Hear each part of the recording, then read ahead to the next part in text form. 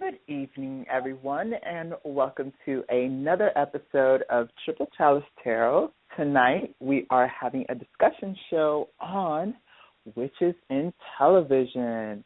I am your host, Aluna Odette, joined tonight by my two lovely co-hosts, Rowan Nix and Taruk Bashal. Hi. Good evening. Okay, so jumping right in, what a good topic for tonight. I mean, every show, you can look on just about any network. You can look at and multiple movie sources, and you can find witchcraft, the craft, some aspect of magic or just seeing sorcery in some sort. So let's talk about that for a while, shall we? I want to start off with some questions with you guys. So let's start with you, Taruk. What major show, what major sort of archetype or reigning witch or sorcerer, sorceress would you say was your influence as a child? My influence as a child growing up, I would have to say it would be the movie, The Craft is what sparked my interest in witchcraft in the first place as a child. So I would say The Craft really. And as far as TV shows, my first archetype, it was Willow from Buffy the Vampire Slayer. So the darkness, truly the darkness. Let's go ahead with you, Rowan. What would you say? Who inspired you as far as growing up, and as far as your magical practice?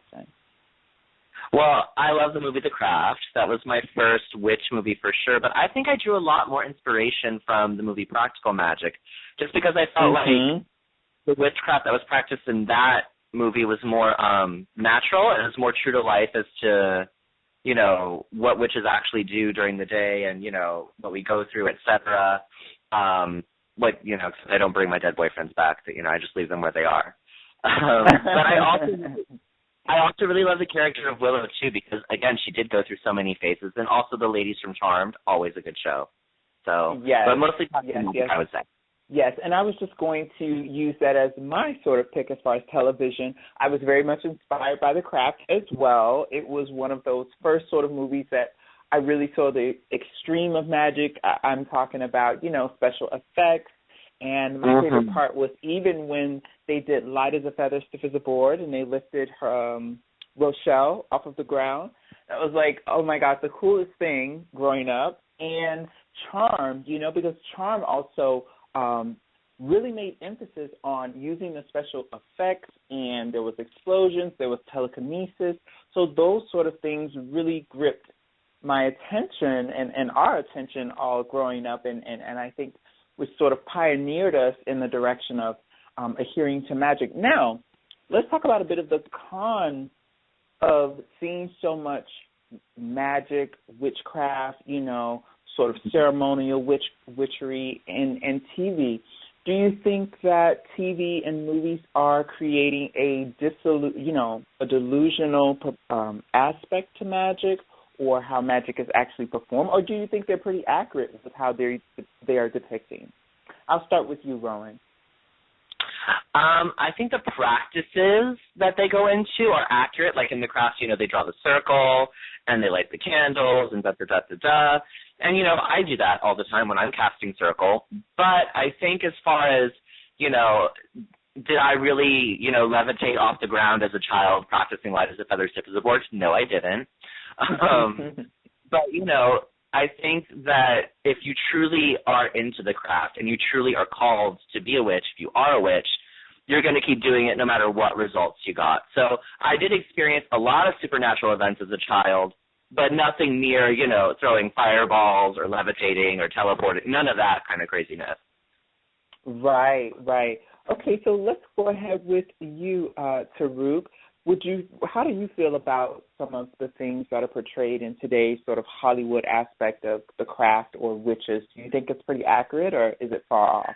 I don't think it's accurate. A lot of these TV shows, the witch just has to say some words in Latin and things start happening, and it's really not that easy.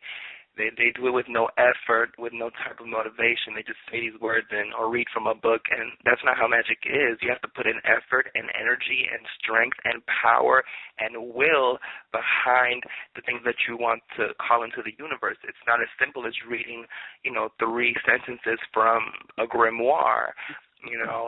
If things were that simple, anybody would be a witch. You have to have that will inside of you and the knowledge of the magical forces in the universe and how to move that through your body, and that's not taught on television or in movies. I actually have a question to that, if you don't mind. Taruk, when you say... Yeah, of course. As far as, you can't just say a few words, etc., you have practiced ceremonial magic before, yeah? If I practiced magic before? The ceremonial magic, like the high magic type of stuff. I've done ceremonial rituals, yes. So in ceremonial magic, you have certain words and phrases that you use to call down, certain entities to do, because ceremonial magic is very specific in what you have to say, the way you have to say it, et cetera, et cetera, et cetera. Right. I think that even something as simple as saying, I'd like a new car out loud, we say it all the time, and, eventually you get a new car. I think on some level, if you are a witch, if you do have that magic within you, it can be a simple... I've had it happen to me before where I've been at home and I'm like, I just want free frickin' drinks tonight. And I'm going out to the bar or something, and I go out and I get free drinks. And it just happens. I'm not saying that... I understand. Yeah, I understand that aspect, but I kind of mean it, like on the TV shows on a supernatural aspect as far as like, to change a human into a rabbit, to just say, a sentence like, by the count of 3, turn into a geese, and bam. Well, let me be the mediator in between both of your opinions on the subject. I do agree that a lot of movies and TV, they definitely exaggerate what actual magic is, okay? They definitely, we're not turning people into rats or frogs. We're not, causing, by some degree, great calamities. But look at how much, look at how much history has been brought to the surface through these TV shows. We're talking about looking at the Salem times and looking at, Babylonian times, and even some you see a lot of patrons and deities that are used, that are actual deities in shows, and they're calling these deities names and they're performing actual rituals.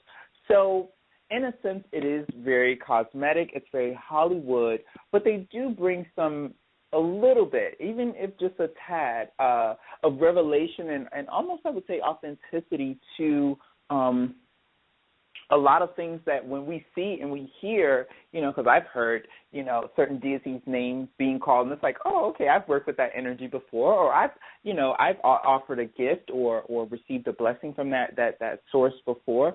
So, a lot of times things are exaggerated, but at the same time they do sort of bring some authenticity to it. Now, I have another question for you two. Let's talk about the gender dynamic of magic in television, okay? Now, just to start off, I feel like a lot of times when we see a lot of shows about witches or shows about magic or craft or sorcery, we see it very much empowering the feminine, the divine feminine, femme fatale, the femininity, and a lot of times in these shows, the masculine is weakened or diminished. Would you say that's true, or do you guys see something different? I'll start with you, Taruk. Well, I would say that there hasn't been any TV shows that have a male lead witch. That's one of the lead cast that is in the opening credits. I've never seen one, but there are male witch co-stars. There are male witches who are in these TV shows, and it has been more prevalent. and then also calling them witches and not warlocks. They've been paying attention to that the correct word for a male witch is a witch, not a warlock. But I would say that TV shows have geared towards more of a feminine type of, that witches are women and that, it's carried through the female line. There was a TV show called Bitten that's how it is that the only women were witches, and it was carried through the feminine line. And then this male, he was a witch, so he was against the rules or whatever. But it's just the whole dynamic. I just wish they would show more male witches because we do exist. We are in this world. There are a lot of us. So yeah. Very true. Very true. Now to turn the question over to you, Rowan. Do you feel that the sort of power dynamic is unjust with how Tariq said, that there are male witches, there are male practitioners, magical practitioners and ceremonial magicians? Do you see that as well, or do you contrast? I definitely feel that witch is a unisexual term. It can be applied to both men and women, as it was applied in the burning times. Men were burned as witches just as often as women were. And actually the root of the word witch is a masculine pronoun, which is Wicca. And I can also see where it came from in movies, that it was always feminine. A lot of the times for the more, ritualistic depictions of witchcraft, the people in Hollywood would turn to the local covens, which were mostly Dianic. And Dianic Wicca started as a result in response to Gardnerian witchcraft and Wicca, which was very male-driven and male-dominated, even if it was behind the scenes. So Dianic Wicca is completely women. So no men are allowed. They do not view men as spiritual aspects of the divine. It's not for them.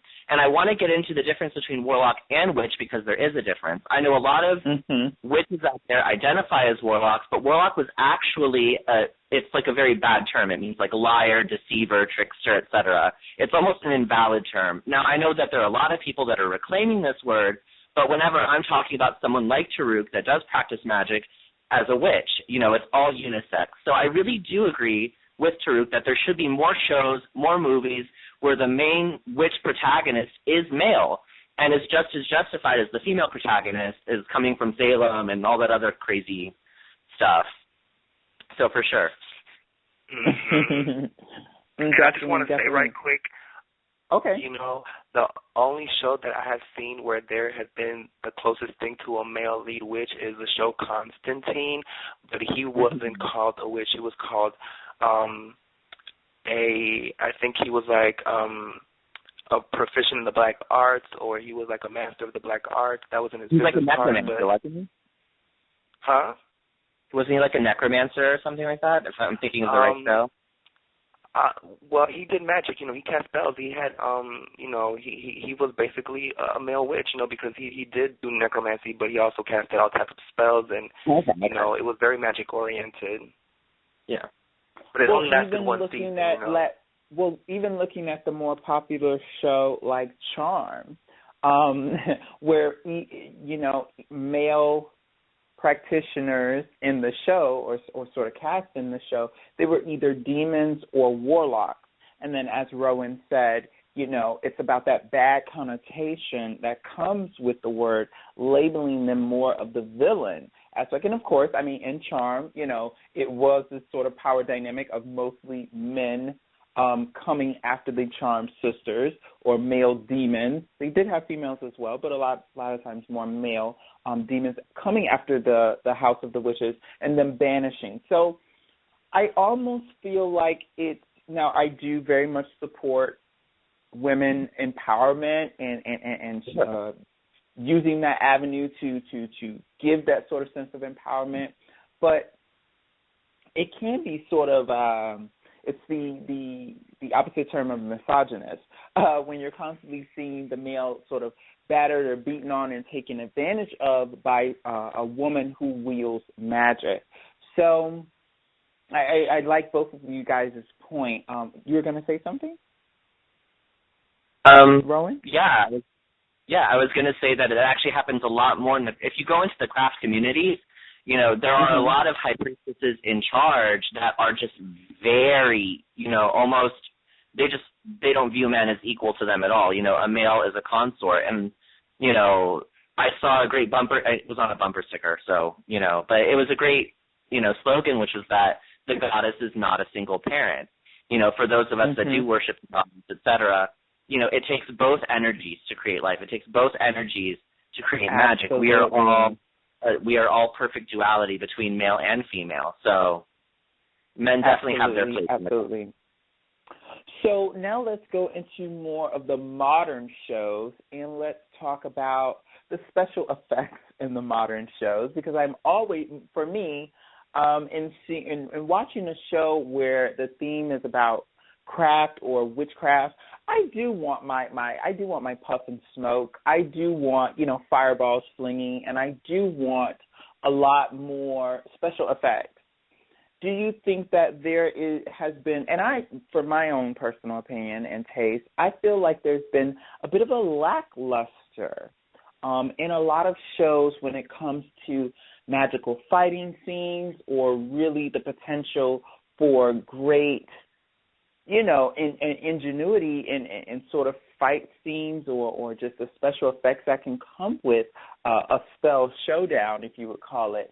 What do you guys think? Do you feel like Hollywood is sort of taking it easy when it comes to portraying, you know, what witches can do, or the capacity of what Hollywood can make witches do, or do you think that they're just kind of doing it best right now? I'll start with you, Taruk.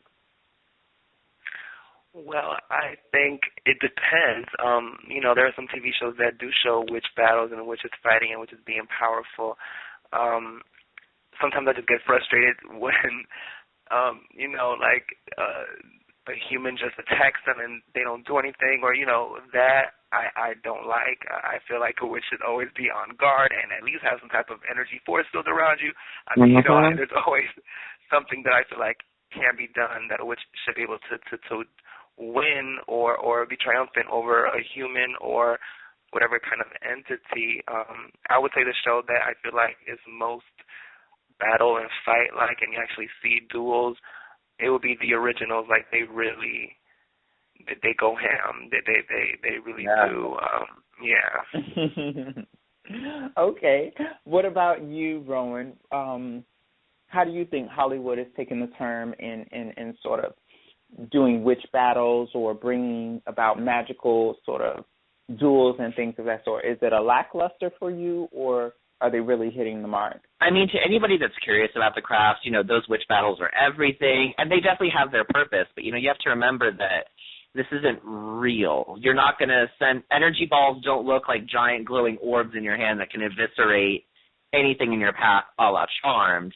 I'm going to go off of I'm going to go off of what Taruk said as well, and I think even in the Vampire Diaries, you know, the character of Bonnie and the way that she casts magic and all of the things that she was able to do was so great because, you know, it really showed the ritual aspect of it, as well as to show that, you know, what a witch can do if she harnesses her own energy. And I also love that Bonnie is one of the few witches in the mainstream that was a person of color, because usually in all Hollywood occult movies, they're usually white girls. And that's it. Wow, we haven't even touched on that. Yeah. I think that's a whole other show in and of itself. I also wanted to touch on the show Once Upon a Time, where the main antagonist, which is the evil Snow White Queen, or the evil Queen Regina, you know, she does a lot of, but see, that show in and of itself too, it does kind of have the lackluster in the first couple of seasons, but it does tend to grow. But the theme of the show is magical-oriented, because there's been a great curse that's been cast on the land in and of itself, and, you know, there's been this sort of savior that comes through. So it does have aspects of, you know, the evil queen using magic and casting spells, but I would like to see a little more. I definitely would like to see a little more. Sometimes I see shows or I see a scene where finally we get this character, you know, wielding their full potential or all their magical capacity, and then it's like, bam, 2 seconds and it's over. So I really am hoping for a show. Well, we did have a show, Coven, American Horror Story Coven, where it was a full theme of witches. The whole season was about witchcraft, and we did see them learning the different aspects of different sort of spells and performing the 7 wonders, which is one of the themes, to become a supreme. But even then, in that season or that show, it was more about the catty drama, I feel like. And I know that's obviously what comes with the show like that, but it was like more of the catty drama than it was actually about the craft. So, again, do you guys feel like Hollywood needs to step it up, or do you feel like what they're doing is pretty much okay? I'll start with Rowan, sorry. I would say that they need to do their research a little bit better, actually. I know that in Coven, you know, Fiona Good's character, Jessica Lange's character, started calling on Hecate and called her the Mother of Angels. And Hecate is an underworld. Right. I was just like, wow, so, wait, wait a minute. Exactly. I was like, well, that's a side of Hecate I've never personally seen, but hey, I guess.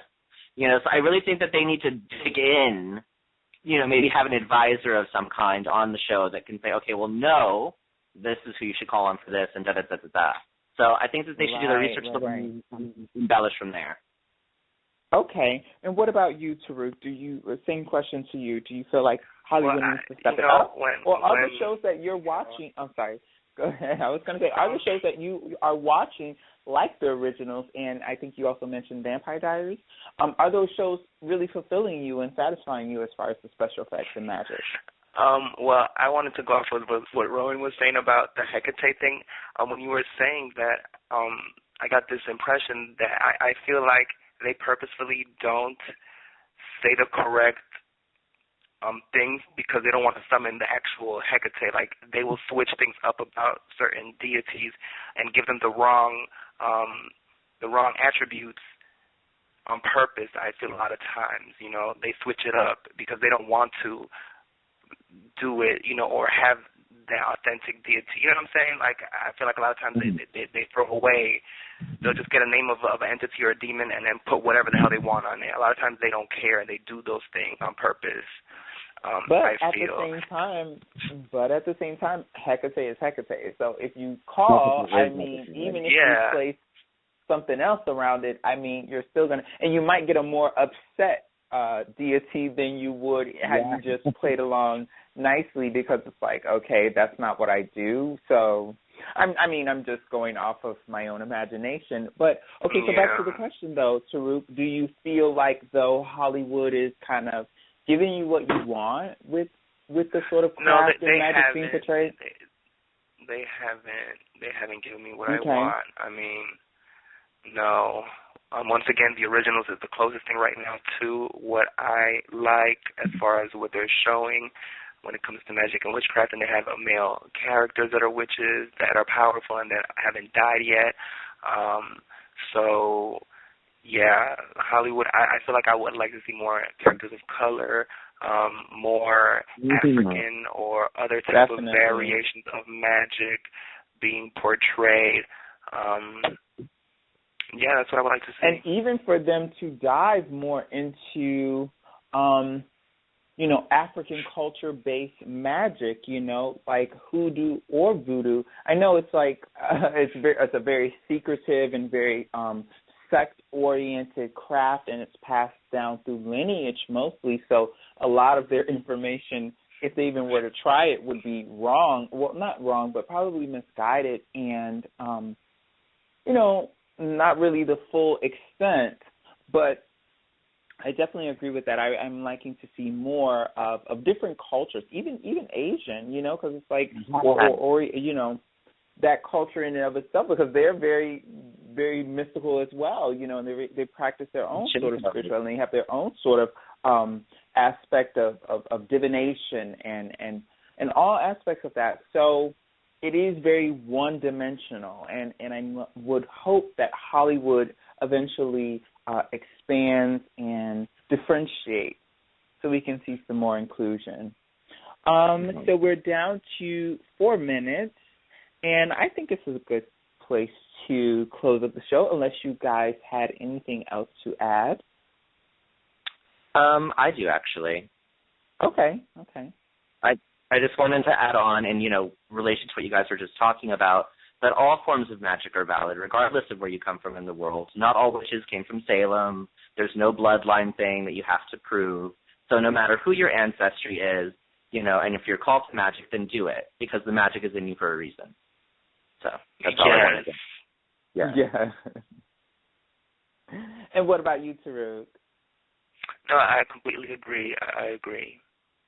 Perfect. So I think this was a very fun show. I like doing discussions like this and just sort of laying it all on the table. If you have been listening to us, we want to thank you so much. We will be continuing with our regular scheduling. Wednesday, we have midweek reading. And our next Saturday show, we'll be jumping back into the cards with the major arcana. Okay, so you don't want to miss that if you've been studying with us.